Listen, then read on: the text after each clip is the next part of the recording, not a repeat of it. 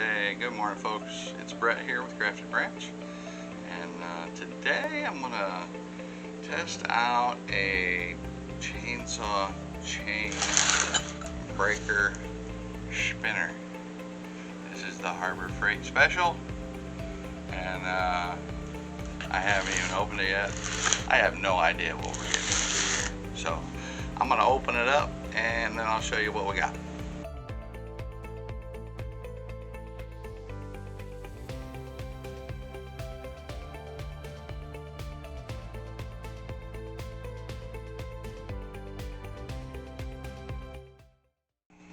Alright, so I got it out. I've read the instructions.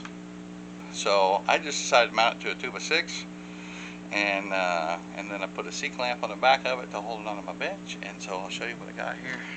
This is where we're at. I mounted it to this 2x6. I actually had these about 2-inch long or 1.5 long sheet metal screws, and then I put a C-clamp on the back of my bench just so when I put pressure here this way, it's not going to lift up. There shouldn't be any problem with it going this way. So that's where we're at now. There we go. Alright, so this is your anvil, and these different grooves are for the different sizes chain. Now I have a 3/8 chain, so it's going to go in this groove. And so you're going to set your chain across here, where with the rivet directly underneath that point that you want to smash out. And of course the rivet's also got to be in the groove so that when you pull this down it punches it out. So that's the first step. So I got my arm installed. It's got a lock nut right here. This, I'm pointing at it, I don't know if you can see it, this is the last tooth that I need. And so you don't smash a rivet out of the tooth, you go to the very next rivet and hit it there. So that's what the goal is. Let me see if I can get this somewhat centered there. Pull this little thing down.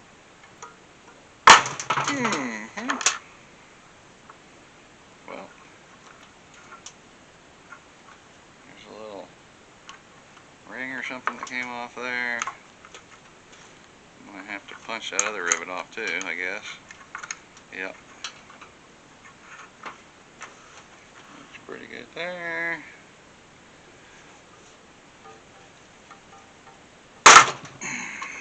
And there we go. Now it's apart. Your little thing comes off. The rivets are right in there that came out. Alright, that was a piece of cake compared to what I did before to get that apart. So that's exciting. Makes me happy. I just want to specify that when you're breaking these apart, you're taking the link out that's in between the two teeth. So you're not breaking any rivets that are attached to the teeth. It's to the link in between the teeth. And you're just going to put a new link in between there when you put it back together. So I just wanted to specify that. I'm actually going ahead and I'm just getting all of it broke, so I have 3 chains to spin together, and then I'll get right back with you. So breaking chains. I kind of figured out this spinning thing. I would say that I might have messed up the first one. So there's a thrust die, which can't really see it, but it's just got a cup. There's just a cup there, and it cups the rivet that's already there. So like there's the head, and so this just goes like that and it cups the rivet, right? Alright, and then it's got, so this is your, this side is the thrust die, and it goes with this arm here.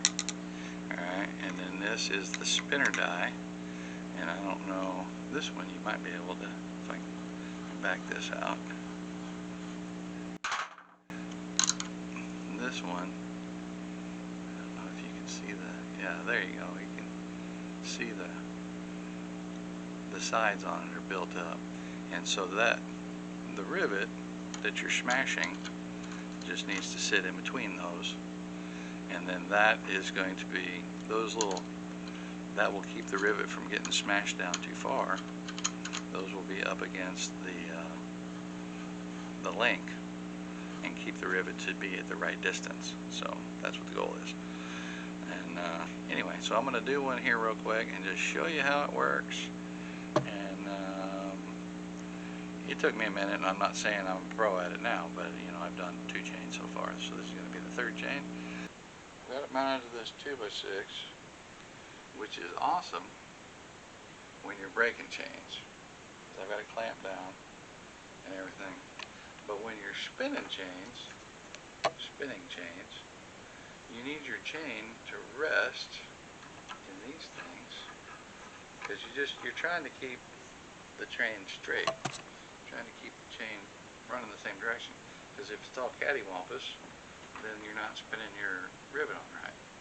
And so when it's mounted to a table like this, it's hard to get your chain straight.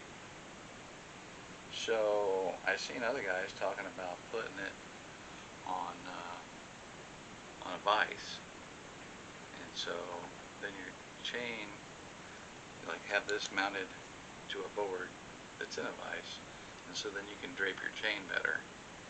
And I guess depending on what kind of vise you have, you could spin your vise and you know, have it hanging off the end of the bench or something like that. But anyway, it's a little bit of a challenge to get the chain to sit in there straight with it the way I have it set up, but I'm not changing it for right now, so it might be one of those things I just suck it up and deal with it. So you always want to make sure that you're putting your links on the right way. They have a groove in one side and it's flat on the other side, and for my chain the groove needs to be down. I don't know if that's with all chain, but my chain, the groove, it needs to be down. So anyway, so what you're doing, I mean, your links have these, I mean, we popped the old rivets out of there, so they got these little holes, so you're putting the new link in those 2 holes,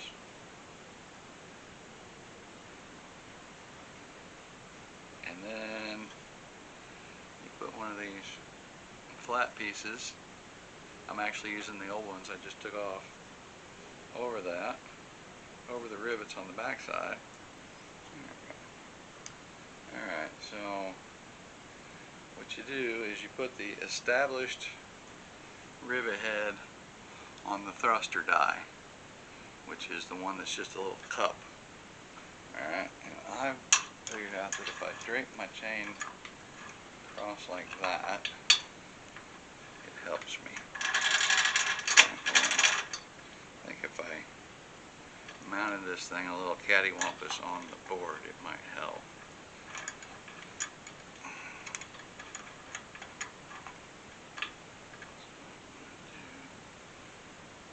Try not to get your finger smashed in there.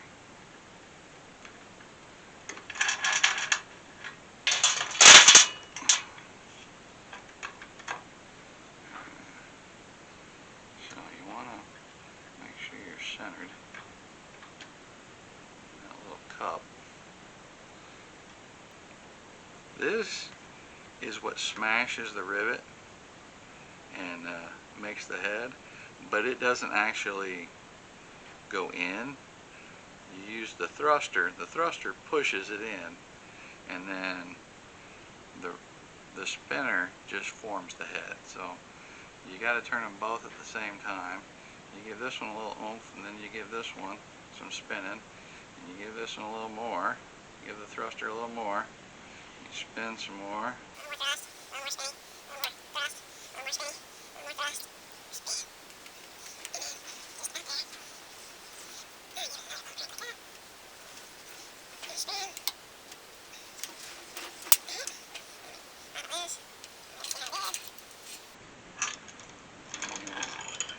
try to compare it to the other rivets right next to it. It's not. It's flattening out, but it's not quite big enough yet. So.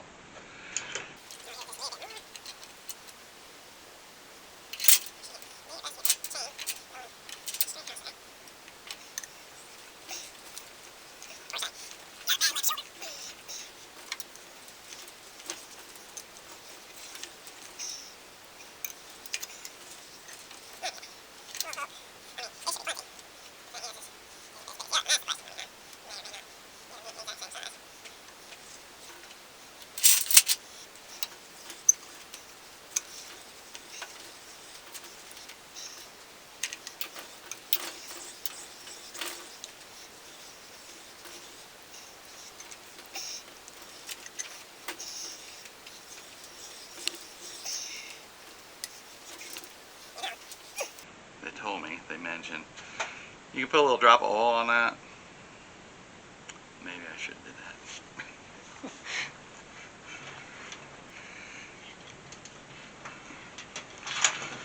Alright, let's see what this thing looks like.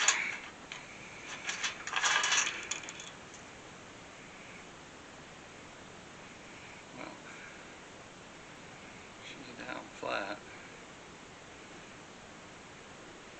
Okay, so you want to make sure that your links are moving, otherwise they'd be too flat. And I'll flip it around here so you can see it.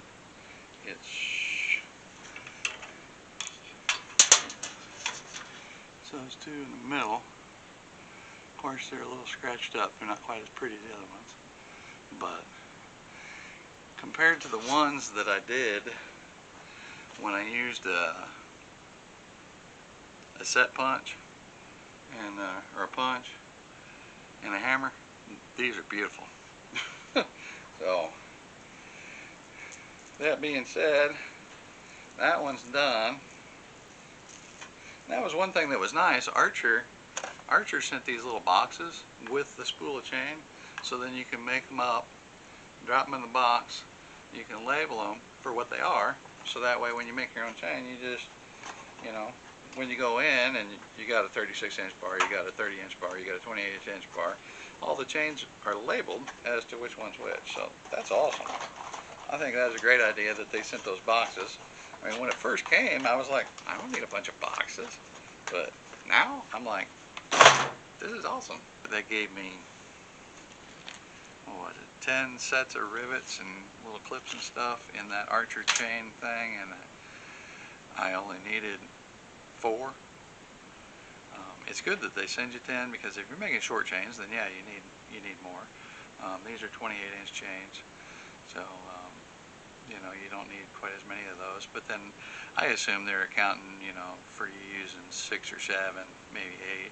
But then they give you a couple extra in case you booger one up. And I boogered 2 up out of the whole roll, so I've still got 4 left. So that worked out good. I'm very, very happy with the Archer chain. Came in this spool. I'm pretty sure it was under $100. I made 4 chains, and so that puts the cost of the chains at $25 a chain for a 28-inch chain. That's fairly cheap for a 28-inch chain.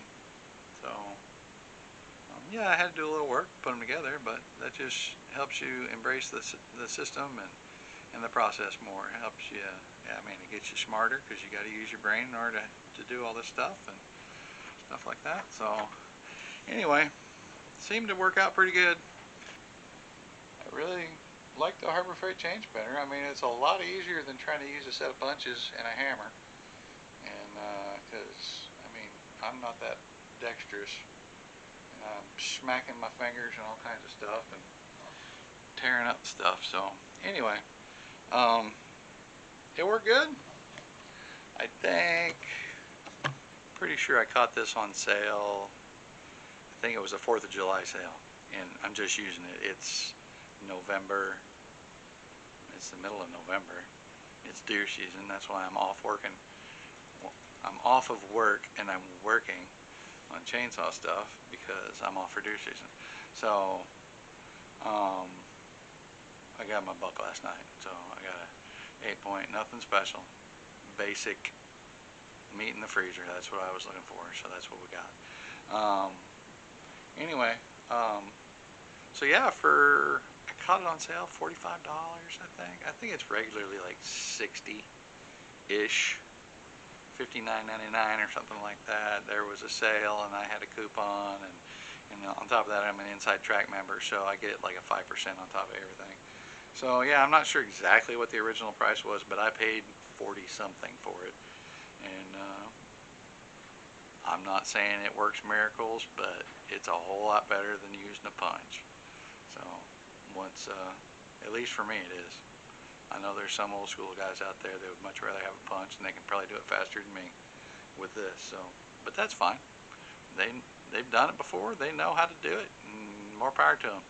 So just don't hate me for using something new. So anyway, that's it for today on chain spinning, and we'll talk to y'all later. God bless. Have a great day. Hit that like button.